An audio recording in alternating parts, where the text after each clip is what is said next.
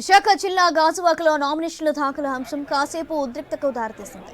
ఒకేసారి నామినేషన్ వేయడానికి YCP TDP అభ్యర్థులు రావడంతో ఉద్రిక్తకు దారితీసింది. పరస్పరం ఎదురుపడడంతో పోటీగా నినాదాలు చేసుకున్నారు. మరో మంత్రి బొత్స సత్యనారాయణతో కలిసి మంత్రి గుడివాడ అమర్నాథ్ నామినేషన్ వేయడానికి వచ్చారు. ఈ ఎన్నికల్లో గుడివాడ అమర్నాథ్ గాజువాక నుంచి పోటీ చేస్తున్నారు. ఇదే సమయంలో పార్టీ నాయకులు అనుచరులతో కలిసి టీడీపీ అభ్యర్థి పల్లా శ్రీనివాస్ కూడా వచ్చారు. దీంతో పరిస్థితి అదుపు తప్పేలా కనిపించింది. ఇలాంటి టెన్షన్ క్రియేట్ కాకుండా పోలీసులు ఏం చేస్తున్నారనేది ప్రశ్నగా మారింది.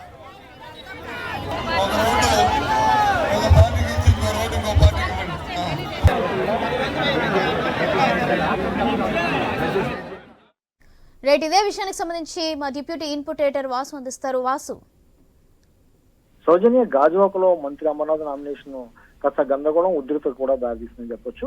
ఎందుకంటే ఒకేసారి నామినేషన్ దాఖలు చేసేందుకు రెండు పార్టీల అభ్యర్థులు కూడా, అటు మంత్రి అమర్నాథ్ ఇటు టీడీపీ అభ్యర్థి పల్లా శ్రీనివాస్ కూడా ఇద్దరు కూడా ఒకేసారి చేరుకోవడంతో వాడు భారీ అనుచరులతో కార్యకర్తలతో భారీగా వందలాది మంది చేరుకోవడంతో కూడా అక్కడ పోలీసులు కూడా అదుపు చేయలేని పరిస్థితి ఏర్పడింది, గందరగోళం ఏర్పడింది.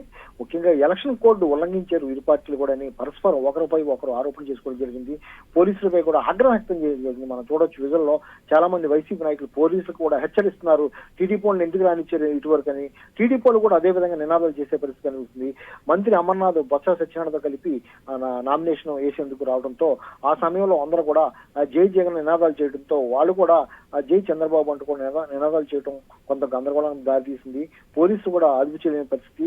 రెండు వర్గాలు కూడా 500 మీటర్లో దూరంగా ఉండాలి, ఒకరు వేసాక మరొకరు ఆ నామినేషన్ వేయాలని నిబంధన ఉన్నప్పుడు కూడా పోలీసులు అదేం పట్టించుకోకపోవడం వల్ల భారీగా అభిమానులు అయితే రెండు పార్టీల్లో అందరూ కూడా చేరుకోవడం వల్ల పోటాపోటీగా నినాదాలు ఇవ్వడం, చంద్రబాబుకు అనుకూలంగా లేకపోతే జగన్కు అనుకూలంగా అభ్యర్థులకు అనుకూలంగా నినాదాలు ఇవ్వడంతో తీవ్ర ఉధృత పరిస్థితి నెలకొని మొత్తానికి పోలీసు బలగాలు అయితే అటు రెండు పార్టీల కార్యకర్తలని అనుచరులను కూడా అదుపు చేయడంతో పెద్ద ప్రమాదం తప్పిందని చెప్పొచ్చు. ఎందుకంటే గాజువాకలో గతంలో కూడా ఇదే విధంగా నామినేషన్ సమయంలో చాలా సార్లు కూడా ఘర్షణ చోటు చేయడం. ఎందుకంటే గాజువాక చాలా సెన్సిటివ్ ప్లేస్, ఎందుకంటే గాజువాక చాలా కీలకం.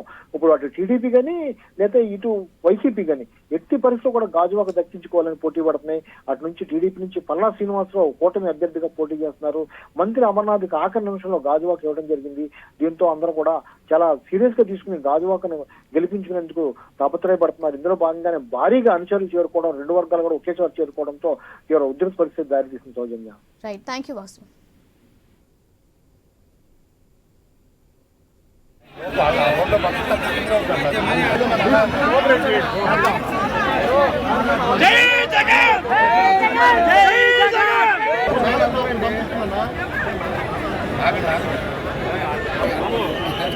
మా చేతుల్లో